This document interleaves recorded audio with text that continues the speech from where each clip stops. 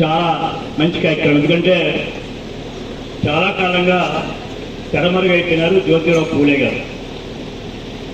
ఎందుకంటే హిస్టరీలో మనం అప్పుడప్పుడు డైవర్ట్ అవుతూ మళ్ళా అలాంటి మహానుభావుడిని కార్యాలయాలకే పరిమితం అవ్వకుండా ఒక సందేశాత్మకమైనటువంటి ఒక విప్లవ జ్యోతి మన జ్యోతిరావు పూలే గారు. ఆయన ఉద్యమ స్ఫూర్తి ఎందుకు వస్తున్న స్ఫూర్తి వచ్చింది, ఎందుకు ఈ రకమైన పోరాటం రాబో తరానికి ఒక సందేశాత్మకమైనటువంటి సావిత్రిబాయి గారు కానీ వారు కానీ స్ఫూర్తికి వస్తే వేళ మన విశాఖ జిల్లా అనకాపల్లి జిల్లా కలెక్టర్ గారు ఎందుకు బాలికల పాఠశాలను ఎంచుకున్నారంటే, ఇందాక మన విద్యార్థులందరూ కూడా అనేకమైనటువంటి వారి డ్రామాస్ ద్వారా మనకు ఒక రకమైన సందేశాన్ని, ఒక మెసేజ్ని వారు ఇవ్వడం జరిగింది.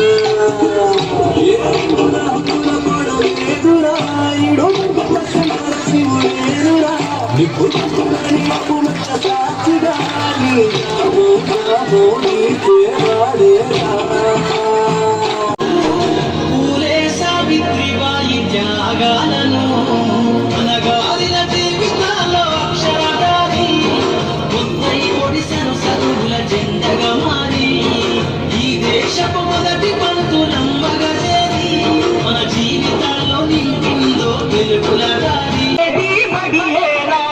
కష్టాలనైనా కన్నీళ్ళనైనా కడ తెచ్చేది చదువేరా, కల నెరవేర్చేది బడియేరా.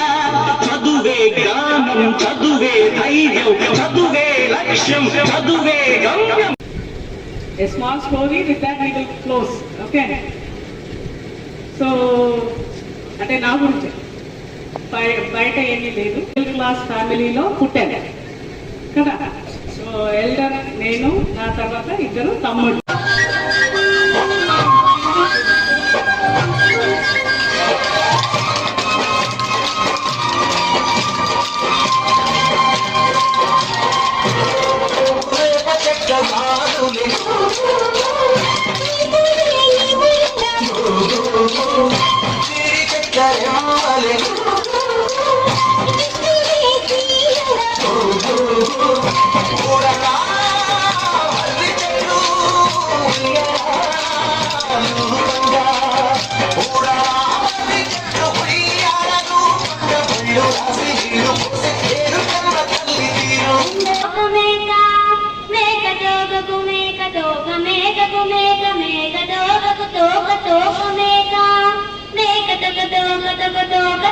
మేక